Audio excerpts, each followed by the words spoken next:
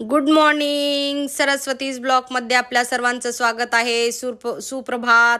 अशा प्रकारे माझे नवनवीन आगळे वेगळे व्हिडिओ, काहीतरी वेगळं आणि आपल्या दररोजच्या जिंदगीतून, झटापटीतून, खटापटीतून काहीतरी वेगळं कानावर पडायचं आणि नवनवीन काहीतरी पाहण्यासाठी माझ्या चॅनलला लाईक व सबस्क्राईब करायला विसरू नका.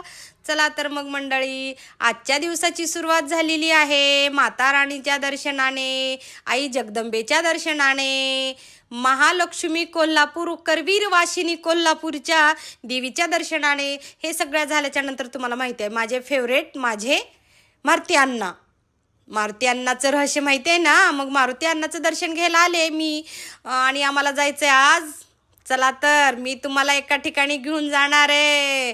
तुम्ही सुद्धा तृप्त व्हाल ते सगळं बघून. चला तर मग आपल्याला कुठं जायचंय, चला माझ्यासोबत. मी सांगणार नाही. मारुतीचं दर्शन घेऊन आम्ही असंच थोडं बाजूला झालो तर एक सुंदर असं कपल, आजोबा आजी यशला हाक दिली, बाळा प्रसाद घेरी म्हणून. मग बाळांनी माझ्या प्रसाद घेतला आणि आजी आजोबाला आम्ही जे देणगी तिथं देणार होतो मंदिरात, तीच देणगी माझ्या बाळानं इथं दिलं. का बरं माहितीये का? कारण त्या देणगीची ह्या कपलला गरज होती. तिथले दाते खूप मोठे मोठे आहेत, आमदार, खासदार, मंत्री, कारखानदार. पण ह्या कपलला कुठलाही बाउन्सर नाही किंवा कुठलाही दाता नाही, म्हणून आम्ही आमची देणगी इथंच देऊन पहाण निघालो लातूर आळंदी. चला तर मग मंडळी, मी आज तुम्हाला माझ्या लातूरमधल्या आळंदीचं दर्शन करणार आहे. अशा प्रकारे मी आलेली आहे खंडापूर नगरीत. काय त्या नगरीचं भाग्य बघा. मला तर वाटतंय कुण्या तरी जमान्यामधली ती खरंच द्वारका नगरी असेल किंवा खरंच ती देवाची माझ्या आळंदी असेल. म्हणूनच आज माझ्या लातूरला हे भाग्य लाभलं, माझ्या लातूरला, की माझी लातूर नगरी दुमदुमून गेलेली आहे. तुम्हाला माहिती आहे ते अभंगाचे कडवय, दुमदुमली पंढरी पाहिला हरी, टोप हा विठेवरी, बोला विठ्ठल विठ्ठल जय हारी, बोला विठ्ठल विठ्ठल जय हारी. अशा प्रकारे हे पहा, प्रत्येकाच्या मुखामध्ये, प्रत्येकाच्या अंगामध्ये असं हे माझं लातूर नगरीमधलं छोट्याशा आळंदीचं रूप घेतलेली ही माझी लातूर नगरी तुम्ही बघू शकता. अहो, सुनामी आली त्यानंतर जसा पाण्याचा लोट येतो ना, तशा प्रकारे आज माझ्या लातूर नगरीमध्ये म्हणजेच माझ्या आळंदीमध्ये माणसाचा पूर आलाय, माणसाची सुनामी झालेली आहे, माणसाची लाट आलेली आहे. बघा, माझ्या माऊलीचं काय भाग्य असेल, त्यांच्या चरण पादुकाचे दर्शन घेण्यासाठी आज जनसंख्या समुदाय एवढा धावून आलेला आहे, फक्त आणि फक्त माऊलीच्या दर्शनासाठी. मग इथं सगळं आम्ही बघितलो, कीर्तन ऐकलो. कीर्तन ऐकल्याच्या नंतर चला म्हणलं आपलं कृषी प्रदर्शन पण पाहून घेऊया. मग अशा प्रकारे आम्ही आलो कृषी प्रदर्शन बघायला.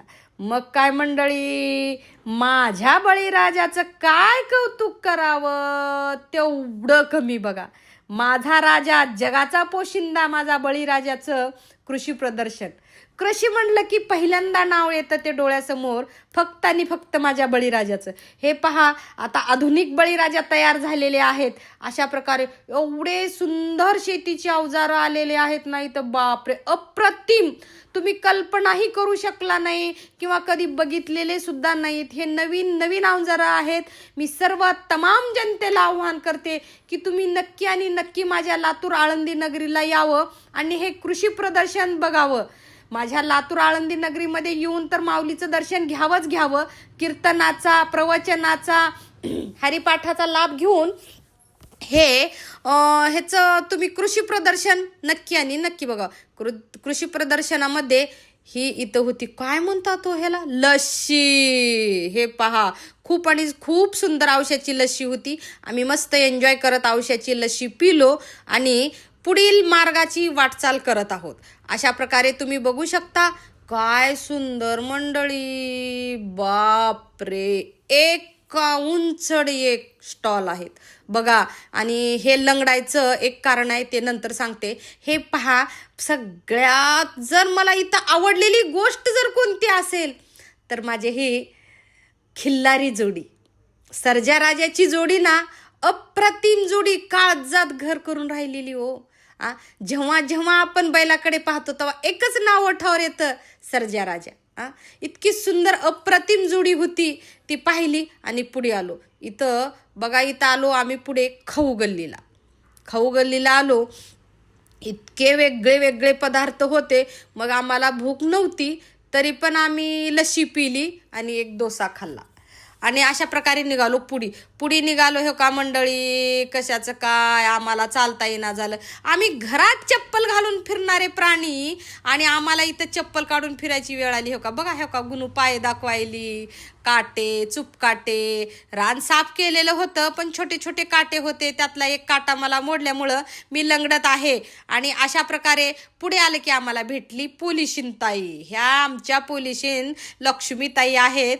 त्यांना मी मागून एवढं घट्ट पकडलं. ओळख बाई, माझ्यापेक्षा बारकी कोण आहे म्हणली. हसली, लक्ष्मीनं ओळखलं. मग तिथून आलो आम्ही पुढे आलो. हे पहा, माझी आळंदी, देवाची आळंदी, माझं लातूर आज आळंदीत रूपांतर झालेलं बघून माझे डोळे, मन अगदी तृप्त झालं मंडळी. काय सांगू तुम्हाला माझ्या माऊलीची कृपा. आता माऊली म्हणलं की ज्ञानेश्वर माऊलीसारखी माझी पण एक माऊली आहे बरं का. खूप कष्टातनं संसार फुलवून लेकरावाला योग्य त्या दिशेला आणि मार्गाला नेऊन त्यांचा संसार सुखी करण्यासाठी आजपर्यंत झटणारी ही माझी माय माऊली माहिती आहे का, माझी आई. ओम शांतीमध्ये गेले 30 वर्ष समर्पित आहे माझी आई आणि ओम शांतीमध्ये जाती बरं का. हे ओम शांतीचं अप्रतिम दृश्य आहे बघा तुम्ही. हे पा ज्योतिर्लिंगावर पाणी पडतंय. 40 फूट तर इथं ज्योतिर्लिंग बनवलाय बाहेरचा. तुम्ही जो पहिल्यांदा बघितला ना तो 40 फूट ज्योतिर्लिंगी ओम शांतीच्या बहिणजीनं केलेला आहे. आणि प्रत्येक बहिणजीनं सांगितलं माताजीला की ज्याच्या त्याच्या बुद्धीप्रमाणे ज्याचे तणी स्टॉल लावा. तर माझ्या आईनं तुम्हाला सांगते, मी हे पा बहिणजीला बहिणजी मला रागवल्या. खूप दिवस झाले सरस्वती येईनाच काही नाही म्हणून. मी म्हटलं काय करावं, लेकरं संसार घरामधून काही सुटकाच होत नाही. बहिणजी येताच येईना झाले, काय करावं. येते अधूनमधून कार्यक्रमाला जात असते तरी पण म्हणतात दररोज ये. पण दररोज कुठलं जाणं होतंय, माझ्या घरापासून सेंटर लांब असल्यामुळं मी कार्यक्रमाला आणि कुठल्या तरी गुरुवारी जात असते. मग हे पहा, आता माझ्या मम्मा ही माझी खुर्चीत बसलेली जगत जननी, ज्या मातेच्या पोटी मी जन्म घेऊन ह्या सुंदर आणि अप्रतिम दुनियेचं दर्शन करायला लावणारी ही माझ्या माय माऊलीनं गोकुळ तयार केले. माहिती आहे का तुम्हाला, सतयुग म्हणतात ह्याला. सतयुगाचं दृश्य तयार केलंय माझ्या मम्मीनं. हे पूर्ण स्वतःच्या हाताने. गेला 1 महिना तिच्या डोळ्याला झोप नव्हती. अहोरात्र कष्ट करून माझ्या आईनं ओम शांतीमध्ये स्टॉल लावलेला आहे. आम जनतेला ज्ञान देण्यासाठी गोकुळ नगरी बसवलेली आहे. कृष्णाची ही द्वारका नगरी बसवलेली आहे माझ्या आईने. तुम्ही बघू शकता, राधा गवळणी.